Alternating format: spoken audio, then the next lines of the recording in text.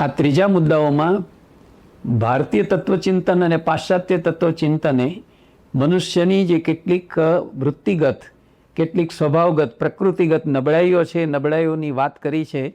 એ નબળાઈઓનો પરિચય કરાવીને એમાંથી મુક્ત થવા માટે સામે શું કરવું જોઈએ એનો નિર્દેશ કરવા માટે આપણે આ 10 મિનિટમાં ટૂંકી વાત કરીશું. તો ભારતીય તત્વદર્શને એમ કહ્યું કે તમારી પાસે શરીર અને ઇન્દ્રિયો જ નથી, એ ઉપરાંત 4 અંતઃકરણો છે: મન, બુદ્ધિ, ચિત્ત અને અહંકાર. મનનું કામ મનન કરવાનું છે, બુદ્ધિનું કામ નિર્ણય કરવાનું છે, ચિત્તનું કામ ચિંતન કરવાનું છે, અહમનું કામ છે તમારી અસ્મિતા છે તેને સાચવી રાખવાનું છે. પણ તમે જુઓ કે એમાં સૌથી વધારે જે મહત્ત્વપૂર્ણ એવું અંતઃકરણ છે તે ચિત્તનું છે. આ ચિત્ત તે એક સરોવર જેવું છે. એની અંદર આગલા જન્મની આપણી સ્મૃતિઓ છે, આગલા જન્મના સંસ્કારો છે, એ બધા જ એની અંદર હોય છે. એટલે આપણને વૃત્તિઓ અને રતિઓ એટલે ભાવો, કામ, ક્રોધ, લોભ, મોહ, મદ, મત્સર, હિંસા, ભોગ વગેરે, ભય, ભૂખ, આ બધી જે વૃત્તિઓ છે તે ત્યાં જાગે છે. અને વૃત્તિઓ જાગવાને કારણે એવા ભાવો મનની અંદર પેદા થાય છે જે શોકનો હોય છે, મોહનો હોય છે, હાસનો હોય છે, રતિનો હોય છે, વિસ્મયનો હોય છે. એવા ઘણા ભાવો પેદા થાય છે. એનાથી પ્રેરાઈને આપણે કામનાઓમાં જઈએ છીએ, લિપ્સાઓમાં, ઈચ્છાઓમાં જઈએ છીએ અને આપણે કર્મો કરીએ છીએ, જે કર્મો આપણા બંધનો ઊભા કરે છે એવું ભારતીય ચિંતનો કહે છે. બીજું, કામ, ક્રોધ, લોભ, મોહ, મદ અને મત્સર એવા 6 તમારા આંતરિક શત્રુ છે. એમાંના કામ, ક્રોધ અને લોભ એ તો સીધા નર્કના દ્વાર છે એવું ભારતીય તત્વચિંતન આપણને કહે છે. પશ્ચિમી તત્વચિંતન સે જુદું પડી અને માનવનો જીવનનો અભ્યાસ કરીને જરા જુદી રીતે વાત કરે છે અને એને લોના રૂપમાં તમારી સામે ઓળખાવે છે. તો એવા 15 લોની વાત છે તે પશ્ચિમી તત્વચિંતન કરે છે, જેનાથી આજ તમને પરિચિત કરું છું. પહેલો છે એમાં ધ લો ઓફ ઇરેશનાલિટી. માણસના સ્વભાવમાં તર્કવિહીનતાનો એક પાસ પડેલો છે. તમે જે કંઈ કરો છો તે સોચી વિચારીને, તર્ક કરીને, રિઝનિંગ કરીને કરો છો, 7 ગરણે ગળીને કરો છો એવું બનતું નથી. કેટલાક તમે એડોક કામ કરી નાખો છો, આવેશમાં આવી અને આવેગમાં આવીને કામો કરી નાખો છો. એની પાછળ તમારું થિંકિંગ નથી હોતું. તો બી એમ્પેથેટિક. એના માટે લોકોએ ઉકેલ સૂચ્યો છે કે વ્યક્તિ, વસ્તુ, વિચારની સાથે તાદાત્મ્ય સાધતા શીખો અને તમારી ઇરેશનાલિટી છે તેમાંથી તમે મુક્ત થાઓ. રેશનાલિટી એ જીવનની પાયાની વસ્તુ છે. તર્કસંગત રહો, બાડીભોળી માન્યતામાં ન રાચો, વૈજ્ઞાનિક અભિગમ રાખો. એ વાત પાશ્ચાત્ય તત્વચિંતન પહેલા લો રૂપે સૂચવે છે. બીજો લો કહે છે ધ લો ઓફ નાર્સિસિઝમ. આપણી બીજી નબળાઈ છે કે આપણે આપણા પોતાના પ્રેમમાં હોઈએ છીએ. દુનિયામાં બીજાને ચાહીએ છીએ એના કરતાં સૌથી વિશેષ આપણે આપણી પોતાની જાતને ચાહીએ છીએ.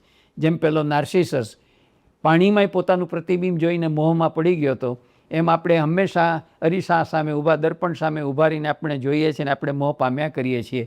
એ અહમ પ્રેમ આપણામાં એટલો બધો છે કે આપણે પછી બાકીના પ્રેમના જે રૂપો છે તેને ઓળખવામાં કે તેને સમજવામાં પાછા પડીએ છીએ. ત્યારે એના ઉકેલ રૂપે પાશ્ચાત્ય તત્વચિંતન આપણને સૂચવે છે કે બી અન્ડરસ્ટેન્ડિંગ, સમજદારી કેળવતા શીખો. તમે અહમ પ્રેમમાં જ રાચ્યા કરશો તો તમે એક કોચલામાં બંધાઈ જશો. તમે એની અંદર જેમ પેલા કમળમાં એના પ્રેમને કારણે ભમરો એ જેમ બંધાઈ જાય છે અને આખી રાત પુરાઈ જાય છે તે તમે પુરાઈ જશો. જેમ પેલું હરણ છે તે સંગીતનું માયરું શિકાર બની જાય છે, તેમ તમે તમારા જીવનની અંદર વિકાસ નહીં કરી શકો. તમે તમારા કોચલામાં બદ્ધ થઈને પછાત રહી જશો. માટે સાચી સમજદારી કેળવો અને તમે નાર્સિસિઝમ, તમારા અહમ પ્રેમમાંથી મુક્ત થાઓ. ત્રીજો લો એ બતાવે છે the law of role playing. તમારા કિરદારને સમજો. જીવનમાં તમારી જે કાર્યભૂમિકા છે, કાર્યભૂમિકા મારી બરાબર છે, હું જે કરું છું એ બરાબર છે એમ સમજીને તમે જે ગાડું ગબડાવો છો એ વાત પણ બરાબર નથી. તમારે એમાં બી કેરફુલ. તમારા ભાગે the world is a stage and we are all actors, એ બધી વાત સાચી. આ કર્મ રંગ સ્થળ છે, આ વિશ્વ એક રંગભૂમિ છે, એમાં આપણને કોઈ કિરદાર કે કોઈ પાત્ર મળ્યું છે, પણ એ પાત્ર આપણે સમજદારીપૂર્વક, નિષ્ઠાપૂર્વક, વફાદારીપૂર્વક નિભાવવાનું છે, કાળજીપૂર્વક નિભાવવાનું છે. તો તમે સાચા જીવનમાં સફળ અને સાર્થક થઈ શકશો. ચોથો લો એ બતાવે છે the law of compulsive behaviour. તમે સામાન્ય રીતે જે વર્તણૂક કરતા હો એ એક વાત છે, પણ કટોકટીના સમયે, કસોટીના સમયે તમારી વર્તણૂક છે તે એબનોર્મલ થઈ જતી હોય છે. સબનોર્મલ અથવા એબનોર્મલ, અસાધારણ થઈ જતી હોય છે. તો એવી તમારી જે આપાતકાલીન વર્તણૂક હોય છે એ ઘાત પ્રત્યાઘાતવાળી હોય છે, જે તમને કેટલીક વાર બહુ નુકસાનકારક સાબિત થાય છે. એના માટે ઉકેલ રૂપે સૂચવે છે બી એનાલિટિકલ ઓલવેઝ. હંમેશા તમે જે છે તે વિશ્લેષક બનો. જે સંજોગ, જે પરિસ્થિતિ, જે ઘટના તમારા જીવનમાં ઊભી થાય, જે અનુભવમાં તમે મુકાવ, તો એનું વિશ્લેષણ કરતાં શીખો. આવેગમાં, આવેશમાં આવીને તમે એના નિર્ણયો ન લ્યો અને એના આધારે તાત્કાલિક એવું તમારું બિહેવિયર કે વલણ છે તે દાખવો નહીં. ત્યાર પછી પાંચમો લો જે બતાવે છે લો ઓફ કોવેટિયસનેસ. મનુષ્ય માત્રમાં એક લાલચ અથવા તો એક લાલસાનું તત્વ પડેલું છે. તો એને કારણે માણસ એટલો બધો દોરાઈને પ્રેરાય છે કે ન કરવાના કામો કરી નાખે છે. તો એની સામે એના ઉકેલ રૂપે સૂચવે છે સિક કન્ટેન્ટમેન્ટ વિધિન. તમે તમારી અંદર, પોતાની અંદર ભીતરથી સંતુષ્ટ રહો. દુનિયાની બધી જ વસ્તુઓ તમને તો તમારી લાલસા છે તે બધું મળશે તો પણ સંતોષાશે નહીં. જગતભરના બધા પદાર્થો આપી દઈએ તો પણ, કારણ કે માણસ ઈચ્છાઓનું, કામનાઓનું પોટલું છે. એક ઈચ્છા સંતોષો ત્યાં બીજી જાગૃત થઈ જવાની જ છે. એટલે સંતોષથી મોટું કોઈ સુખ નથી, સંતોષથી મોટું કોઈ બીજું સમાધાન નથી. અંદરથી સંતુષ્ટ રહેતા શીખો. છઠ્ઠો લો બતાવે છે લો ઓફ શોર્ટ સાઇટેડનેસ. તમારી એક નબળાઈ એ પણ હોય છે કે તમે ટૂંકી દૃષ્ટિવાળા હોય છો, એટલે કે માયોપિક એવા અભિગમથી ચાલો છો. ઓપ્થોલ્મોલોજીની એટલે કે આપણી જે નેત્ર વિજ્ઞાન છે, એ નેત્ર વિજ્ઞાનની દૃષ્ટિએ ટૂંકી દૃષ્ટિવાળાને આપણે માયોપિક કહીએ છીએ. તો તમે ટૂંકી દૃષ્ટિવાળા ન બનો, તમારી દૃષ્ટિને વિશાળ રાખો, તમારી દૃષ્ટિ જે છે તેને ખુલ્લી રાખો. તો એને માટે શું કરવું પડે? જ્યારે ટૂંકી દૃષ્ટિ રાખીએ ત્યારે આપણે બીજાને સમજી શકતા નથી, અને જ્યારે બીજાને નથી સમજી શકતા ત્યારે સંઘર્ષ, ક્લેશ, કંકાસ અને અણસમજ, ગેરસમજથી માંડીને ઘણું બધું ઊભું થાય છે જે ક્લેશ આપે છે. તો તમે પ્રેક્ટિસ પેટિયન્સ, ધીરજ કેળવતા શીખો અને આખી વાતને પાયાથી સમજવાની ધીરજ છે તે દાખવતા શીખો. સાતમો જે લો બતાવે છે લો ઓફ ડિફેન્સિવનેસ.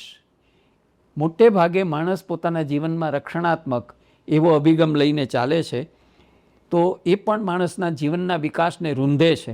તો એવોર્ડ બિંગ ઓવરટલી ડાયરેક્ટ. તમે એનાથી ગભરાઓ નહીં. તમે મુક્ત મને, ખુલ્લા દિલે જીવો, ખુલ્લા માનસ સાથે જીવો. તમે એવી રીતે જો જીવવાનો પ્રયત્ન કરશો તો પણ તમે કોચલામાં પૂરાઈ જશો અને તમારો પોતાનો સાચા અર્થમાં વિકાસ કે તમારા જીવનની પ્રગતિ નહીં કરી શકો. આઠમો લો બતાવે છે the law of self sabotage. માણસની એક એવી પણ ખરાબ વૃત્તિ છે કે પોતે સ્વહાનિ કરે છે, જાતને નુકસાન પહોંચાડે છે. અને ક્યારે પહોંચાડે છે? જગતને તો છેતરે પણ જાતને છેતરે. ખબર હોય કે આ પોતે ખોટું કરી રહ્યો છે તો પણ એને છેતરે કે કંઈ વાંધો નહીં, કંઈ વાંધો નહીં, એમાં કંઈ ખોટું નથી, કરી નાખીશ.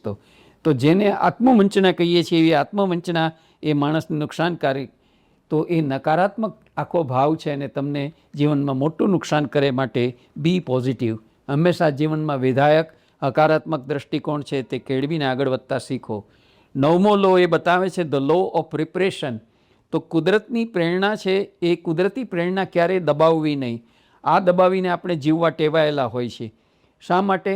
કારણ કે આપણને થાય છે કે ભાઈ એ બધી પ્રેરણાઓ કાંઈ સાકાર રૂપ થોડી થઈ શકે. એવું તો આપણને આવ્યા કરે પ્રેરણા રૂપે, પણ એવું આપણાથી કાંઈ થઈ શકે નહીં. આપણે ગરીબડા છીએ, આપણે રાખ છીએ, વગેરે વગેરે.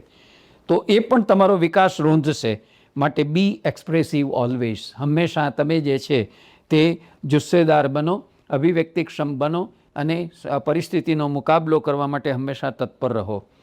The law of envy. તમારામાં ઈર્ષાવૃત્તિ પણ ઘણી હોય છે. તો આ ઈર્ષાવૃત્તિ તમારી હોવાને કારણે તમે બીજાનો વિકાસ, બીજાની પ્રગતિ જોઈ શકતા નથી. તમે બીજાની લીટી ટૂંકી કરવા માટે થઈને એને ભૂંસવાનો પ્રયત્ન કરો છો, તમારી લીટી મોટી કરવાનો પ્રયત્ન નથી કરી શકતા. એ પણ નકારાત્મકતા છે. એની જગ્યાએ બી એપ્રિસિએટિવ. હંમેશા કદરદાન બનો, બીજાની કદર બૂઝતા શીખો, ઈર્ષાળુ ન બનો.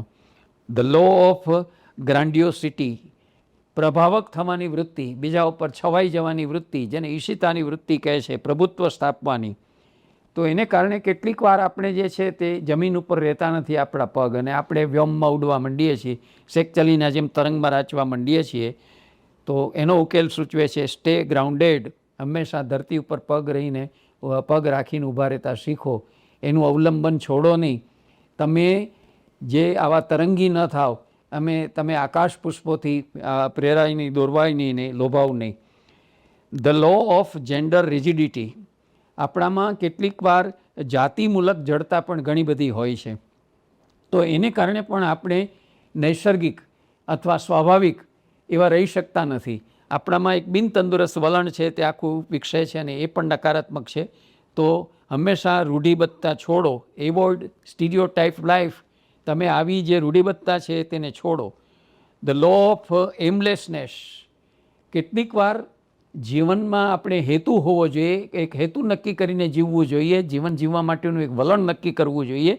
એ આપણે કરતા નથી અને ચાચડ માકડ મચ્છર કે માખીની જેમ એક હેતુવિહીન જીવન જન્મ્યા અને મર્યા, વચ્ચે જાણે કે આપણે કોઈ પણ પ્રકારનો ગોલ એવો નિશ્ચિત કર્યા વગર જેમ તેમ જીવી નાખીએ છીએ અને મોતને વાલું કરી દઈએ છીએ. તો સેટ એચિવેબલ, હંમેશા તમારા ગોલ નિશ્ચિત કરો, તમારું ધ્યેય નિશ્ચિત કરો, આદર્શ નિશ્ચિત કરો અને એવી હેતુ સિદ્ધિ કરવા માટે થઈને તમે મિશનરી સ્પિરિટથી કામ કરતા થાવ, એ પણ એટલું જ જરૂરી છે.